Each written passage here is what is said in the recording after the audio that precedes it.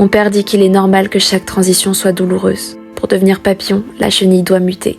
Il m'a fait remarquer que cette année, j'ai dû devenir un papillon. Pour ça, il faut accepter d'avoir mal.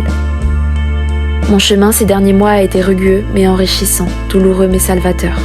Chaque épreuve, chaque rencontre, chaque étape du processus a été finalement salutaire. Mais si vous m'aviez dit ça il y a encore quelques semaines, j'aurais certainement coupé la conversation avant même qu'elle puisse avoir lieu. Peut-être même que j'aurais pleuré. Aujourd'hui, je me sens étonnamment plus forte, plus stoïque face à la douleur, plus à même d'accepter que dans la vie, il est parfois nécessaire de souffrir et que ça ne fait pas nécessairement de nous quelqu'un d'inévitablement destiné au malheur.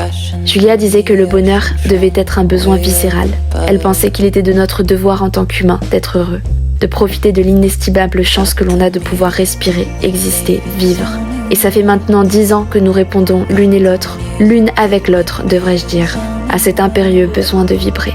2023 a été une transition, une année que je commençais dans un petit studio de 20 mètres carrés en résidence universitaire. Un endroit que je m'étais mise à détester, mais j'avais des idées plein la tête et dans ce tout petit espace dans lequel je n'arrivais plus à m'épanouir, mon esprit était constamment pris par mes ambitions, par le développement de mon agence qui me passionnait. Un projet qui me permettrait bientôt d'aider d'autres gens à réaliser leurs rêves. Le travail affluait sans discontinuer et ma discipline de vie prenait beaucoup de place. J'enchaînais sans arrêt entre mon travail, mon sport, ma présence auprès de ma famille, de mes amis, mes réseaux. Dans un même temps, la vie a été riche en rencontres. Des anciennes qui ont gardé leur place dans mon quotidien, mais aussi des nouvelles. Certaines m'ont permis de découvrir à quel point je pouvais aimer de manière inconditionnelle et à quel point cet amour pouvait être invalidé et rejeté du jour au lendemain. D'autres m'ont infligé des souffrances que je n'aurais jamais imaginé vivre jusque-là. J'ai rencontré des personnes qui m'ont blessée, mais m'ont aussi touchée et à qui j'aimerais dire que les blessures, un jour, se refermeront. J'aimerais leur dire qu'un jour, peut-être, elles trouveront la force de donner à nouveau et d'accepter de recevoir en retour. J'ai aussi trouvé certaines amitiés là où je ne m'y serais jamais attendue. Et puis,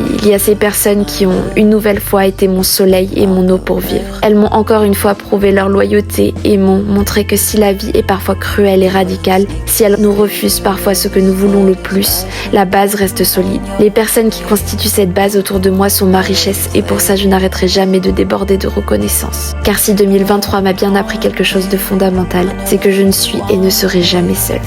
Le travail n'a pas pour autant été facile. Il m'a fallu, il me faut encore d'ailleurs, travailler sur moi. Car si je me suis toujours considérée comme quelqu'un de fort, bien que sensible, j'ai aussi découvert cette année que je ne suis pas infaillible. Quand les épreuves se sont enchaînées, une fatigue, une lassitude et une forme d'abattement sans précédent sont venues casser mon rythme. Et j'ai dû pour la première fois de ma vie accepter de m'arrêter. C'est ça la réalité pure et dure. Si mon objectif a toujours été de promouvoir une certaine façon de voir la vie, de la pratiquer, d'essayer de la rendre encore plus belle et positive, j'ai dû me rendre à l'évidence que parfois souffrir est un excellent moyen de reconstruire, de se reconstruire. Alors j'ai accepté d'être patiente. J'ai accepté de couper mon rythme de travail et de manière générale ma discipline de vie. J'ai accepté de dire au revoir à cet homme que j'aurais pu aimer mais que je ne savais plus comment bien aimer. J'ai accepté d'avoir mal, très mal. J'ai accepté de me retirer temporairement de mes activités et de mes engagements. J'ai accepté de tomber malade et j'ai accepté l'aide et le soutien de mes proches. J'ai accepté le repos et les thérapies. J'ai accepté de revenir à des notions de besoins élémentaires comme le sommeil, la nourriture ou la respiration. La plus grande leçon de cette année a été l'apprentissage de la patience et que si je ne suis pas infaillible, si la douleur fait partie du bonheur que l'on se crée, alors j'y survivrai toujours. Et c'est en cela que réside ma force pour 2024. Je suis maintenant prête pour la suite et je vous souhaite à tous d'excellentes fêtes de fin d'année.